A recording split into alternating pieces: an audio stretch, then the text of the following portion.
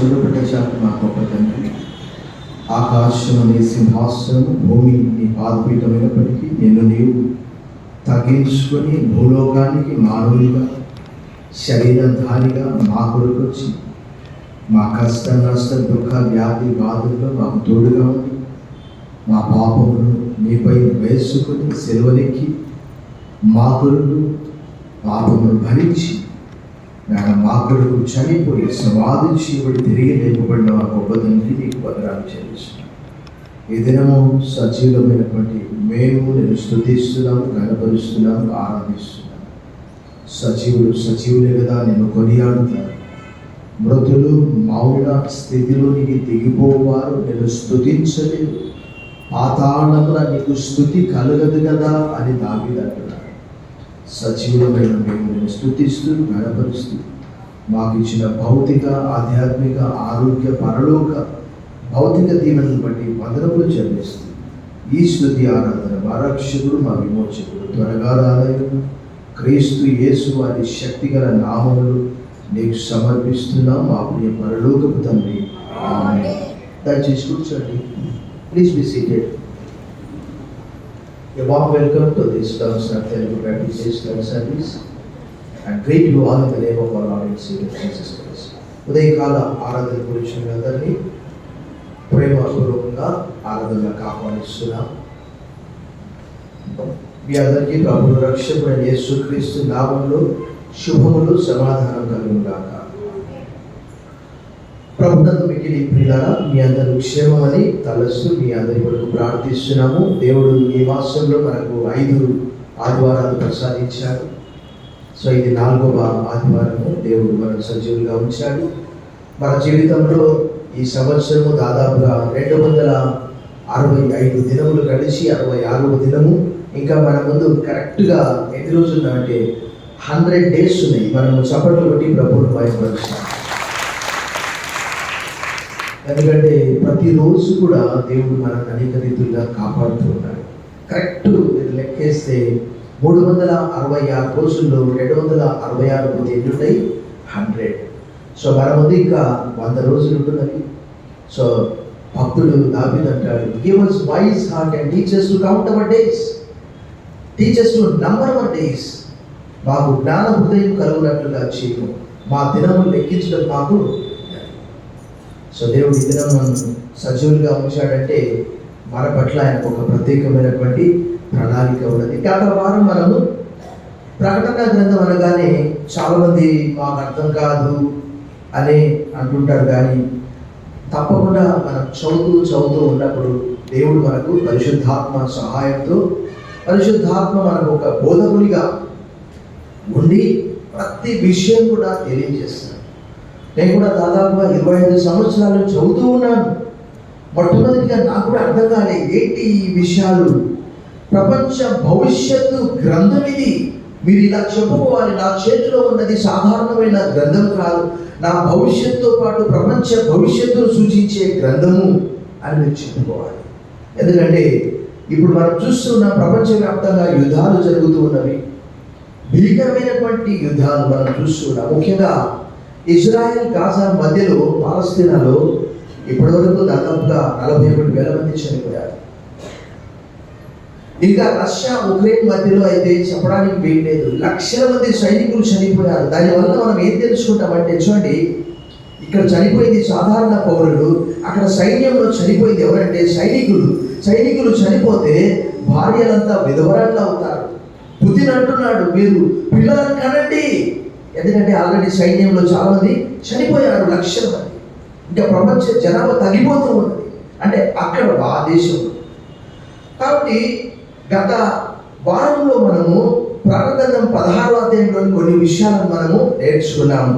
ఈ వారం కూడా తప్పకుండా మరికొన్ని విషయాలు మనం నేర్చుకుంటాం. 16వ అధ్యాయము.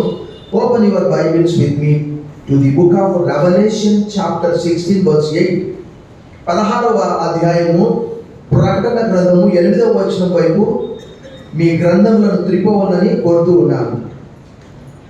4వ దూత తన పాత్రను సూర్యుని మీద కుమ్మరింపగా మనుష్యులను అగ్నితో కాల్చుటకు సూర్యునికి.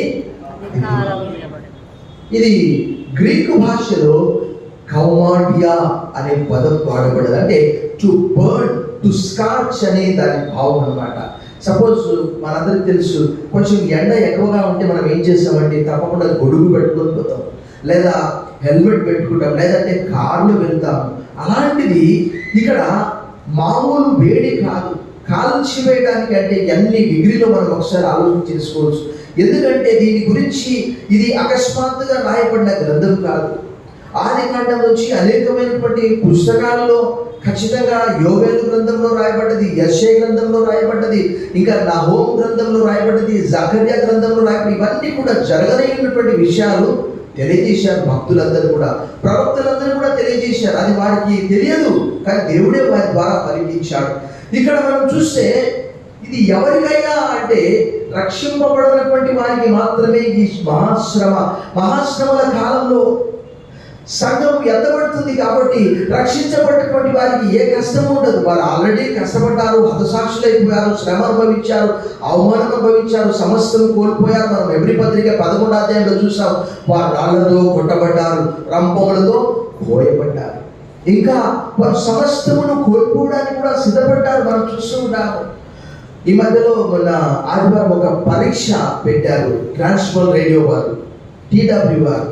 సో రోమా ప్రభుత్వ కాలంలో ఎంతమంది హతసాక్షులు అయ్యారంటే 10 లక్షల మంది చనిపోయారు ప్రభు కొరకు. అది మొదలుకొని నేటి వరకు మనకు తెలిసినటువంటి వారు అనేక మంది, పాస్టర్స్ కావచ్చు, సువార్థికులు కావచ్చు, మిషనరీస్ కావచ్చు, సాధారణమైనటువంటి క్రైస్తవులు కావచ్చు, అనేక మంది చనిపోతూనే ఉన్నారు.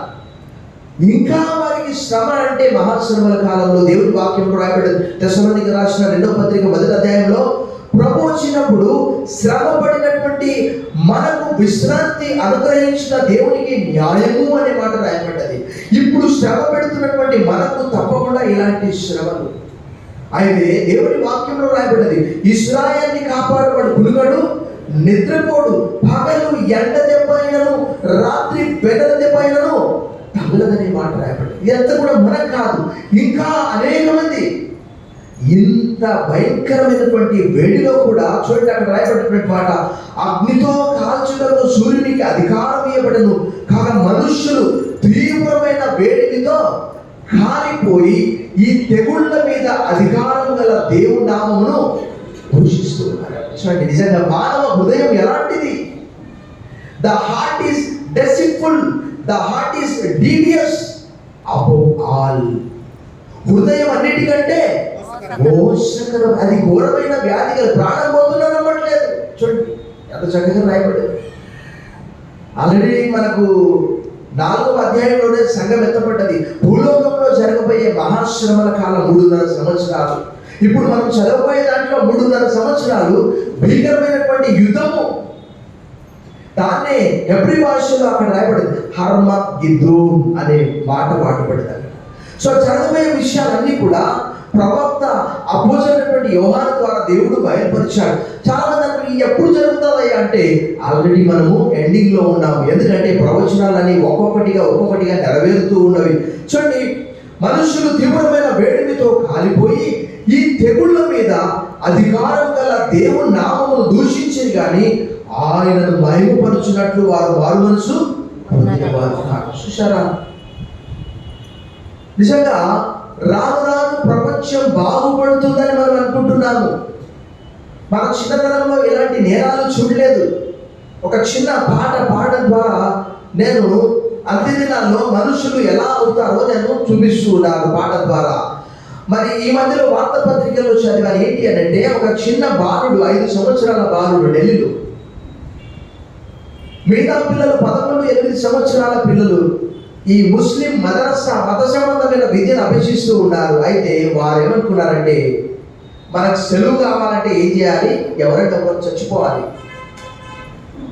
స్కూల్లో ఎవరైనా చనిపోతే స్కూల్కు సెలవు, కాలేజీలో ఎవరైనా చనిపోతే కాలేజీకి సెలవు. అయితే ఆ మదరసాలో ఒక 5 సంవత్సరాల బాబులు, 11 సంవత్సరాల 8 సంవత్సరాల పిల్లలు సెలవు కొరకు ఏం చేశారంట, కొట్టి చంపేశారట. అది ఎప్పుడో కాదు, జరిగింది గత మాసం ఆగస్టు 22 వార్తాపత్రికల్లో వచ్చింది. ఇది జరిగింది ఎక్కడో కాదు, ఢిల్లీలో. సమయంలో అంత్య దినాల్లో మానవులు ఎలా ఉంటారో ఒక పాట ద్వారా నేను నేను పాడి వినిపిస్తాను. అంత్యదినముల్లో అపాయకరమైనటువంటి కాలములు వచ్చును. అంత్యదినములలో అపాయకరమైన కాలములు వచ్చును. అంత్యదినములలో మనుషులు స్వార్థపరులౌదురు, ధనాపేక్షలు బెంగములాడుచు. మనుషులు స్వార్థపరులౌదురు, ధనాపేక్షలు బెంగములాడుచు. అహంకారులు దోషములౌదురు, తల్లిదండ్రులకు విధేయులై కృతజ్ఞతని వారౌదురు. అంత్యదినములలో అపవిత్రులను రాబడేతురు, అతిద్వేషులు అపవాదకులు. అపవిత్రులను రాబడేతురు, అతిద్వేషులు అపవాదకులు. అజితేంద్రియులు నూరులై సజ్జనద్వేషులు ద్రోహులై. మూర్ఖులు గర్వములైయుందురు. అంత్యదినములలో అపాయకరమైన కాలములు వచ్చును. అంత్యదినములలో దేవుని కంటే సుఖము ఎక్కువగా ప్రేమించు వారెందరో యుందురు. దేవుని కంటే సుఖము ఎక్కువగా ప్రేమించు వారెందరో యుందురు. పై పైకి భక్తిగా నటించుచు దేవుని శక్తిని ఆశ్రయించరు. వీరికి విముఖుడవై ఉండును. అంత్యదినములలో అపాయకరమైన కాలములు వచ్చును. అంత్యదినములలో ఏ దినమో ఏ క్షణమో ఈ అంతమో తండ్రికి నాకెవ్వరికి తెలియదు. ఏ దినమో ఏ క్షణమో ఈ అంతమో తండ్రికి నాకెవ్వరికి తెలియదు. ఎల్లప్పుడూ సిద్ధ మనసు గల విశ్వాసి అయ్యుండు విధినిధిగా గమనించి నీ జీవితం గడుపు. అంత్యదినములలో అపాయకరమైన కాలములు వచ్చును. అంత్యదినములలో సావరణ చేస్తారు కానీ మారు మనసు మాత్రము పొందరు. దేవుడు అప్పటికి గత పాఠంలో నేను చెప్పాను, 11వ అధ్యాయంలో ఇద్దరు సాక్షులు, వాళ్ళు ఎన్ని రోజులు అంటే 42 మాసాలు 1260 రోజులు దేవుని గురించి సాక్ష్యం ఇస్తూ ఉన్నారు. ఇంకా 14వ అధ్యాయంలో 1,44,000 మంది కూడా ఉంటున్నారు అక్కడ మనకు అనిపిస్తున్నారు. అయినప్పటికీ కూడా వారు ఏం చేస్తున్నారట, దేవుని మహిమ పరచలేదట. దేవుడి వాక్యంలో రాయబడింది. దేవుడి వాక్యంలో దేవుడు మానవులను ఎందుకు సృజించాడట, ఆయన మహిమ కొరకు సృజించాడట. అనేక చోట్ల రాయబడ్డాడు. ఆకాడు ఏం చేశాడు, దొంగతనం చేశాడు. యెహోషువ గ్రంథం 7వ అధ్యాయం 10వ వచనంలో వాళ్ళు అంటున్నారు, అయ్యా ఇప్పుడైనా నీవు నీ పాపం ఒప్పుకొని దేవుని భయపరచు. ఆయన చేసినటువంటి పాపాన్ని బట్టి కుటుంబంతో సహా రాళ్లతో కొట్టి చంపేశారు. దాని అక్కడ ఎక్కడైతే చంపేశారో ఆ లోయ పేరు ఏంటంటే ఆకోర్ లోయ. ఆకోర్ అంటే బాధాకరమైనటువంటి లోయ. నీవు దేవుణ్ణి బాధ పెట్టావు, ఇశ్రాయేలుని బాధ పెట్టావు, కాబట్టి నీవు బాధపడాలి. చేసింది పాపం ఒక్కరే కానీ కుటుంబం అంతా కూడా పాడిపోయింది. ఇక్కడ ప్రజలు మారుమనసు పొందడానికి బదులుగా ఏం చేస్తున్నారంటే దేవుణ్ణి దూషిస్తూ ఉన్నారట. చూడండి, ఇంకా 10వ వచనం, 5వ దూత తన పాత్రను ఆ క్రూర మృగం యొక్క సింహాసనం మీద కుమ్మరింపగా దాని రాజ్యము చీకటి కమ్మెను. మనుష్యులు తమ కలిగిన వేదనను బట్టి తమ నాలుకలు కరుచుకొనుచుండిరి. తమ కలిగిన వేదనను బట్టి పుండను బట్టి పరలోకమందున్న దేవుని దూషించింది కానీ తమ క్రియలను మాని మారుమనసు పొందిన వారు ఆ సూర్యుని వేడికి చావునని చేస్తారు కానీ దేవా నాయన తండ్రి అని ఎవరు అన్నారట. నిజంగా చాలా మంది ఈరోజు అలాగే ఉంటున్నారు. ప్రాణం పోయినా పర్వాలేదు కానీ దేవుని మాత్రం తెలుసుకోవట్లేదు. మేము వాకింగ్లో కొంతమందికి సువార్త చెప్పాలని ప్రయత్నం చేస్తే ఏం చేస్తారంటే వాళ్ళు మమ్మల్ని చూసి లోపలికి వెళ్ళిపోతున్నారు. ఎందుకంటే వాళ్ళకి దేవుని మాట్లాడితే ఇష్టం ఉండదు. ఇంకొక ఆయన, ఒక ముస్లిం ఆయన గత పాఠంలో చెప్పాను నేను అతని గురించి. అతను ఏంటంటే ఏది విన్నాడు ఊరికైనా సెల్ ఫోన్ దగ్గర పెట్టుకొని ఉంటాడు. ఎందుకంటే మేము అతనికి ఏదైనా చెప్తామని. దేవుని వాక్యంలో ఇదే ప్రాంతంలో ఒక వ్యక్తి, ఒక బ్రాహ్మణ్ సత్యనారాయణ అని వేరే వాళ్ళు చెప్పారు. బహుశా మనలో చాలామంది పెద్దవాళ్ళకి తెలుసు. ఆయన విఆర్ కాలేజ్లో లెక్చరర్గా పనిచేసేవాడు. మనలో చాలామంది అక్కడ చదువుకున్నారు విఆర్ కాలేజ్. ఆయన ఆర్ఆర్కే మూర్తి గారి రేడియోలో వచ్చినటువంటి వాక్యం విని తనంతట తానే రక్షించబడ్డాడట. వినుట వలన విశ్వాసం కలుగును, వినుట క్రీస్తును కూర్చిన మాట వలన కలుగును. ఆత్మ సంగములతో చెప్పు మాట చెవి గలవాడు. ఎంతమందికి చెవులు ఉన్నాయి? చేతులు చూపించండి. ఉన్నాయి మీ చెవులు? వినాలి. ఇది మన భవిష్యత్తును కూర్చే. ఎందుకంటే ఆ దినం వచ్చినప్పుడు అయ్యో నాకు తెలియదండి, ఆహా మరి ఇంతకాలం ఏం విన్నారు మీరు? కాబట్టి ఇదంతా కూడా జరగనే ఉంటున్నది. ప్రవక్తలందరూ కూడా చెప్పారు. యెషయా చెప్పాడు, యోవేలు చెప్పాడు, 2వ అధ్యాయం 1:2-21. నహూము చెప్పాడు, జకరియా చెప్పాడు. ఏంటి అని అంటే మనం పాత నిబంధన గ్రంథంలో ఒక సంఘటన చూస్తాం. అదేంటి అంటే 10 తెగుళ్లలో 9వ తెగులు ఏంటది? ఐగుప్తు దేశమంతా గాఢమైన దట్టమైనటువంటి చీకటి. అంటే మనిషి కూడా తెలియనటువంటి మన చీకటిలో కూడా మనకు తెలుసు కనీసం కొంచెమైనా అంటే మనిషి, పురుగా, ఆడమనిష, మగమనిష, గుర్రమా, గాడిద అనేది ఖచ్చితంగా కనిపెడతాం. కానీ ఐగుప్తులో వచ్చినటువంటి ఆ గాఢమైనటువంటి చీకటి ఎలాంటిదో మనం చూసాం. అక్కడ నిర్గమకాండం 10వ అధ్యాయం 21 మరియు 22 వచనాలు. నిర్గమకాండము 10వ అధ్యాయము 21-22 వచనాల్లో రాయబడింది. అందుకు యెహోవా మోషేతో ఆకాశం వైపు చేయి చాపుము, ఐగుప్తు దేశం మీద చీకటి అంటే ఫుట్నోట్స్లో ఏమని రాయబడింది తెలుసా? తడవులాడునంత చీకటి అన్నమాట.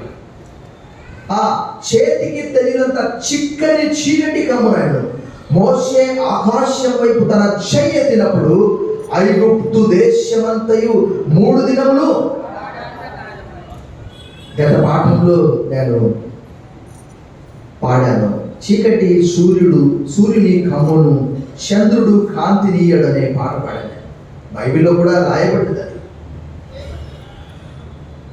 చీకటి కమ్మును, సూర్యుని కాంతిని ఇయ్యడు చంద్రుడు. చీకటి కమ్మును, సూర్యుని కాంతిని ఇయ్యడు చంద్రుడు. ఆకాశమునందలి శక్తులన్నీ కదులును, లెక్కలేని చుక్కలు చక్కలై చెరును. ఆకాశమునందలి శక్తులన్నీ కదులును, లెక్కలేని చుక్కలు చక్కలై చెరును. రాజులకు రాజువై భయమున రావా, రాజవేదను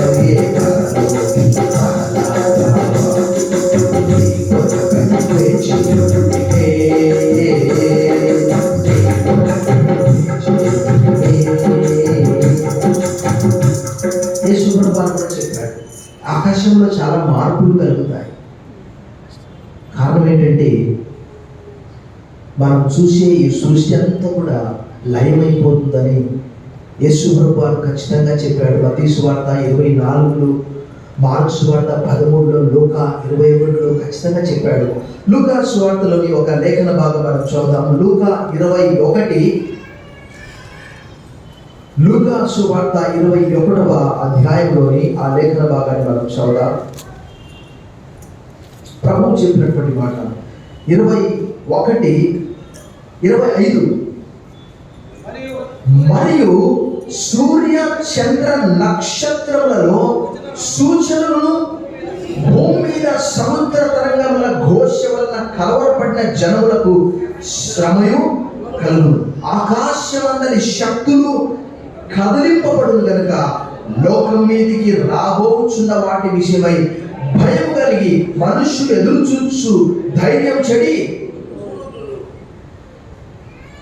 కరోనా సమయంలో ఒక తండ్రికి కరోనా టెస్ట్ చేశారట. టెస్ట్ చేస్తే ఆ కుమారుడు మరి ఆ రిపోర్ట్ చెప్పడానికి ఇలా చెప్పాడట, నాన్న నీకు కరోనా నెగిటివ్ అని చెప్పాడట. అంతే, అంటే కరోనా లేదు నీకు. అంతలే ఆయనకి ఏమర్థమైందో ఏం కదా, నాకు కరోనా అనుకోని హార్ట్ అటాక్ వచ్చి చనిపోయింది స్పాట్లో. అంటే వినగానే ఇంకా నాకు ఏదో అయిపోయిందని చెప్పేసి ఇక్కడ కూడా ఎలాంటిది అనంటే చీకటి సామ్రాజ్యము, అపవాది యొక్క సామ్రాజ్యము కూలిపోతూ ఉన్నది. అపవాది అనేక దేశాల్లో అంత్యక్రీస్తుగా ఉన్నాడు. అది ఒకవేళ రోమన్ క్యాథలిక్ పోప్ కూడా కావచ్చు. ఎందుకంటే ప్రజలను చెడుతో పట్టించాడు ఆయన పోప్. దాదాపుగా 3వ శతాబ్దం నుండి పాప పరిహార పత్రాలమ్మి ఒకనొక సందర్భంలో మార్టిన్ లూథర్ ఆయన చెప్పాడు, అక్కడ రాయబడి ఒక వ్యక్తి అట నరకానికి వెళ్తూ ఉన్నాడట. పోపు పాప పరిహార పత్రం ఇచ్చాడు. ఆ నరకంలో ఉన్నటువంటి ఆ వేడికి పాప పరిహార పత్రం కాలిపోతూ ఉన్నదట. ఆ పోపు పాపాలను క్షమిస్తాడా? దేవుని వాక్యంలో హబక్కూకు 2:4 righteous shall live by faith, నీతిమంతుడు విశ్వాసమూలంగా జీవించును అని పత్రికలన్నీ కూడా తెలియజేస్తూ ఉన్నవి. అక్కడ రోమపత్రిక 4:4లో కూడా రాయబడింది. ఈ రోమన్ క్యాథలిక్ సామ్రాజ్యం అంతా కూడా ఈరోజు చూస్తే ఆ పోపులంతా కూడా దేవుని కంటే ఎక్కువగా తమను తాము భావిస్తూ ఉన్నారు. రోమన్ క్యాథలిక్ చర్చికి వెళ్ళే వారన్నారా, బహు జాగ్రత్తగా ఉండండి. మీరు పాపములు క్షమించడం యేసు ప్రభువుకు మాత్రమే అధికారం ఉన్నది. నేటికి అనేక మంది అవిశ్వాసము, అంధకారము, అజ్ఞానంతో రోమన్ క్యాథలిక్ చర్చికి వెళ్ళి ఆధ్యాత్మికంగా ఎదగలేక వెనకబడి ఉన్నారు. అలాంటి సామ్రాజ్యము చీకటిమయంగా మారిపోతున్నది. అక్కడ రాయబడ్డది, దాని రాజ్యము చీకటి కమ్మెను, యాంటీ క్రైస్ట్. ఆ రోజు దేవుని వాక్యంలో రాయబడ్డది మొత్తం అంత్యక్రీస్తు పరిపాలన ఎక్కడెక్కడుందో, క్రీస్తుని ఎవరెవరైతే వ్యతిరేకపరుస్తారో ఆ రాజ్యాలన్నిటి మీద కూడా దేవుడు చీకటి కమ్మునట్లు చేసినప్పుడు వారు ఏం చేస్తారట, తమ నాలుకలను కడుచుకున్నారట. అంటే చూడండి, సూర్య చంద్ర నక్షత్రాల మీద దేవునికి అధికారం ఉన్నదని అక్కడ వారు తెలుసుకుంటూ ఉన్నారు. నీవు కలగజేసిన ఆకాశ చంద్ర నక్షత్రములను చూడగా నీవు మనుషుని జ్ఞాపకం చేసుకోవడం వాడు ఏ పాటి వాడు, నీవు నరపుత్రుని దర్శించడం వాడు ఏ పాటి వాడు. కీర్తనల గ్రంథము 8:3 మరియు 4. What are human beings that you are mindful of them. So తమ కలిగిన వేదనను బట్టి పుళ్ళు, మనం గత వారంలో చూశాము, యోబు కలిగినటువంటి ఆ పుళ్ళు శరీరం అంతా కూడా ఆ చిల్ల పెంపు తీసుకొని గోక్కుంటున్నాడు. అక్కడ నిర్గమకాండము 9వ అధ్యాయం 9వ వచనంలో కూడా రాయబడ్డ. చూడండి ఒకసారి ఆ భయంకరమైనటువంటి జబ్బు, అది నిర్గమకాండము 9:9.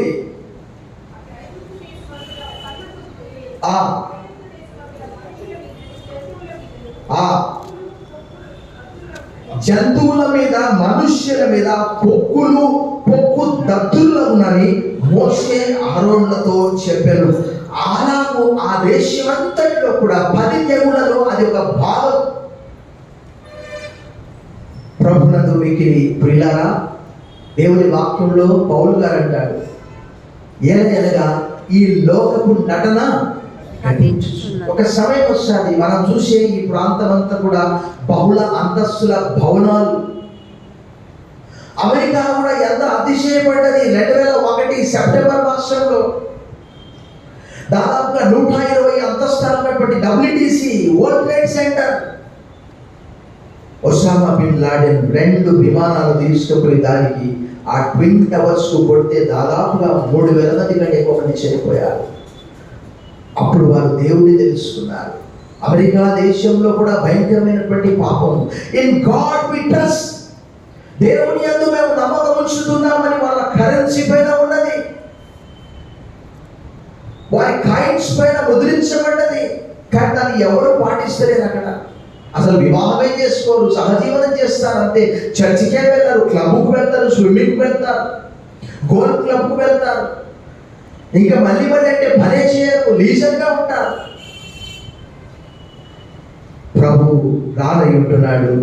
ఇవన్నీ కూడా ఇక్కడ రాయబడినటువంటి దాని ప్రకారము ప్రపంచమంతా కూడా చీకటి కమ్మే ఒక దినము వస్తూ ఉన్నది. దేవుని వాక్యంలో అది యేసు ప్రభు వారు అనేక చోట్ల చెప్పాడు. ప్రభునందు మిక్కిలి ప్రియులారా, ఇంకా మనం చూసాం అక్కడ మనకున్న సమయాన్ని బట్టి 12వ వచనం, ఇది చాలా ప్రాముఖ్యమైనది.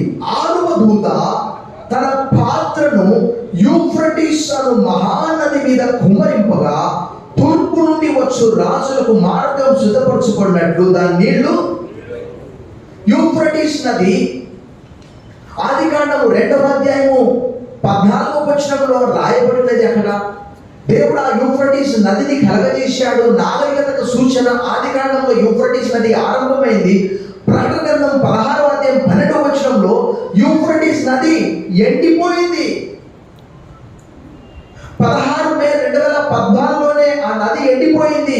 ఈ గ్రంథము రాయబడినటువంటి కాలాన్ని మనం పరిశీలించినప్పుడు ఎప్పుడు రాయబడ్డదంటే క్రీస్తు శకము 100 అంటే 1వ శతాబ్దంలో పుస్తకం రాయబడ్డది. జరగబోయే విషయాలు, నది ఎండిపోయే సంగతి భక్తులు ఎందుకు రాశాడు, ఎలా రాశాడు? దేవుని ఆత్మ సహాయంతో రాశాడు. Bible is full of prophecies. అనేకమైనటువంటి ప్రవచనాలు ఉన్నవి. ప్రవచనాలన్నీ కూడా నెరవేరుతూ ఉన్నవి. 6000 సంవత్సరాల చరిత్ర కలిగినటువంటి యూఫ్రటీస్ నది 25 సార్లు ప్రస్తావన తీసుకొని రాబడ్డది. ఇందులో ఆ యూఫ్రటీస్ నది యొక్క పొడవు 1800 మైళ్ళు. దాని లోతును బట్టి ఇజ్రాయెల్ దేశంపై ఎవరు కూడా ఇంతవరకు యుద్ధం చేయడానికి రాలేదు. కానీ ఇప్పుడు ఏంటి తెలుసా, భీకరమైనటువంటి యుద్ధం జరుగుతున్నది. ఈ అపవాది ప్రపంచ దేశాలన్నీ కూడా Iran, Lebanon, Yemen, north Korea, ఇక చైనా, అన్ని దేశాలను ప్రోగు చేసుకొని తీసుకొస్తాడట అపవాది, యాంటీ క్రైస్ట్. ఎందుకంటే ఇక్కడ రాయబడి చూడండి, ఆ నది ఎండిపోగానే ఏం జరుగుతుందంట, తూర్పు నుండి వచ్చు రాజులకు మార్గము సిద్ధపరచబడినట్లు దాని నీళ్లు ఎండిపోయాను. ఉదాహరణకు నేను ఒక చిన్న ఉదాహరణ చెప్తాను. మనకి ఇక్కడ సముద్రం ఉన్నది, కానీ ఆవుల ఏమున్నదో మనకు తెలియదు. దాని లోతును బట్టి, దాని వెడల్పును బట్టి మనం సముద్రం అనగానే భయపడి అవతలికి వెళ్ళలేకపోతాం. కానీ రేపు సముద్రం మనకు కనిపించదు. దేవుని వాక్యంలో రాయబడ్డ చూడండి, ప్రకటన గ్రంథంలో రాయబడ్డ సముద్రం లేదు. ప్రకటన గ్రంథంలో చూడండి 21వ అధ్యాయం 1వ వచనం చూడండి. అంతటా నేను క్రొత్త ఆకాశమును క్రొత్త భూమిని చూచితిని. మొదటి ఆకాశమును మొదటి భూమి గతించిపోయాను, సముద్రమును ఇక సముద్రాలే లేకుండా అయిపోయింది. ఏంటి? సో ఇక్కడ యూఫ్రటీస్ నది ప్రవచన ప్రకారం ఎండిపోయింది. అప్పుడు ఆ భీకరమైనటువంటి యుద్ధము జరగడానికి దేవుడే ఏర్పాటు చేశాడు. ఆ తూర్పు నుంచి వచ్చే రాజులందరూ కూడా చూడండి, మరియు ఆ ఘట సర్పము నోట నుండి, క్రూర మృగం నోట నుండి, అబద్ధ ప్రవక్త నోట నుండి కప్పల వంటి 3 అపవిత్ర ఆత్మలు బయలుపెడగా చూచింది. అవి సూచనలు చేయనట్టి దయ్యముల ఆత్మలే. అవి సర్వాధికారి అయిన దేవుని మహాదినమున జరుగు యుద్ధమునకు లోకమంతటా ఉన్న రాజులను పోగు చేయవలని వారి యొద్దకు బయలుదేరాట. వాడందరినీ తీసుకొస్తాడట. దేవుని వాక్యంలో రాయబడ్డది. 3.5 సంవత్సరాల భీకరమైనటువంటి యుద్ధము. చూడండి, హెబ్రీ భాషలో హర్ మెగిద్దో నన్ను చోటుకు వారిని పోగు చేశాను. ఇదిగో నేను దొంగ వలె వచ్చుచున్నాను. తాను దిగంబరుడుగా సంచరించున్నదన జనులు తన దిశములను చూతురేమని వెలుగుగా ఉండి తన వస్త్రము కాపాడుకున్నవాడు ధన్యుడు. ప్రభు తప్పకుండా వస్తాడు. చూడండి అప్పుడు ఏం జరుగుతుంది? ప్రకటన 20 అధ్యాయం చూడండి ఒకసారి. ప్రకటనము 20 అధ్యాయము 8వ వచనము. భూమి నలుదిశల యందు జనములను లెక్కకు సముద్రపు ఇసుక వలె ఉన్న గోగు మాగోగను వారిని మోసపరిచి వారిని యుద్ధమునకు పోగు చేయుటకై వాడు బయలుదేరును. వారు భూమి అందంతటా వ్యాపించి పరిశుద్ధుల శిబిరమును ప్రియమైన పట్టణమును ముట్టడి వేయగా పరలోకంలో నుండి అనగా దేవుని యొద్ద నుండి అని కూర్చబడి ఉన్నది అగ్ని దిగి వచ్చి వారిని దహించాను. ఇప్పుడైతే ఇజ్రాయెల్ దేశానికి అమెరికా సపోర్ట్ గా ఉన్నది, ఇంకా యూకే సపోర్ట్ గా ఉన్నది, అనేక క్రిస్టియన్ కంట్రీస్ అన్ని కూడా కొన్ని సపోర్ట్ చేస్తున్నాయి. కానీ లక్షల మంది ఇజ్రాయెల్ దేశం మీదకి యుద్ధానికి రాబోతున్నారు. ఎందుకంటే ఈ 16వ అధ్యాయము 12వ వచనం ప్రకారము ఆ యూఫ్రటీస్ నది ఎండిపోయింది కాబట్టి వారు రావడానికి దారి ఏర్పాటైంది. ఇప్పుడు వారికి ఏ ఆటంకం లేదు, చాలా సులభంగా ఇజ్రాయెల్ దేశం పైకి వస్తారు. ఒక సమయం వస్తుంది ప్రపంచ దేశాలని ఇప్పుడు కనిపించే మనం జ్యువెలరీ షాపులన్నీ కూడా బంగారు, వెండి, పట్టు, రకరకాల వస్త్రాలు, ఆస్తులు అన్నీ కూడా కనిపించకుండా అయిపోతాయంట దేవుడి వాక్యంలో. చూడండి 18వ అధ్యాయంలోని ఒక లేఖన భాగం చదివి మనం ముగించుకుందాం. 18వ అధ్యాయము 11వ వచనము ఆరంభం. లోకంలోని వర్తకులను ఆ పట్టణమును చూచి ఏడ్చుచు తమ సరుకులను అనగా బంగారు, వెండి, రత్నములు, ముత్యములు, సన్నపు నార బట్టలు లేదా ఊదా రంగు బట్టలు, పట్టు బట్టలు, రక్తవర్ణ బట్టలు మొదలైన సరుకులను, ప్రతి విధమైన దపములను, ప్రతి విధమైన దంతపస్తులను, మిక్కిలి విలువగల కర్ర, ఇతడి, ఇనుము, చలవరాళ్ళు మొదలైన వాటితో చేయబడిన ప్రతి విధమైన వస్తువులను, దాల్చిన చెక్క, ఓమము, ధూపద్రవ్యములు, అత్తరు, సాంబ్రాణి, ద్రాక్షరసము, నూనె, మెత్తని పిండి, గోధుమలు, పశువులు, గొర్రెలు మొదలగు వాటిని, గుర్రములను, రథములను, దాసులను, మనుషుల ప్రాణములను ఇక మీదట ఎవడును నీ ప్రాణమునకు ఇష్టమైన ఫలములు నిన్ను విడిచిపోయాను. రుచ్యమైనవన్నీ, దివ్యమైనవన్నీ నీకు దొరకకుండా నశించిపోయినవి, అవి ఇక మీదట కనబడనివే కనబడవని చెప్పుకొనుచు దాని గురించి దుఃఖపడతారట. ఆ సమయం వస్తుంది, ప్రపంచ అంతము ప్రారంభమైంది. అనుదిన వార్తాపత్రికలు మనం గమనిస్తూ బైబిల్ గ్రంథాన్ని గమనించినప్పుడు ప్రభు అన్నాడు, ఇదిగో నేను దొంగ వలె వచ్చుచున్నాను. ప్రభు వచ్చే ఆ సూచనలన్నీ కూడా మనం పగటి వారము వెలుగు సంబంధులు, మనం రాత్రి వారం కాదు, చీకటి వారం కాదు. అనేక మంది ఇంకా లేఖనాలను ఎరగకుండా ఉన్నారు. పాత నిబంధన గ్రంథంలో అనేకమైనటువంటి లేఖనాలు ఈ చీకటిని గురించి యోవేలు ప్రవక్త చెప్పాడు. 2:1, 2:21. యెషయా గ్రంథం 60వ అధ్యాయం 2వ వచనంలో రాయబడ్డది, భూమి చీకటిని కమ్ముచున్నది.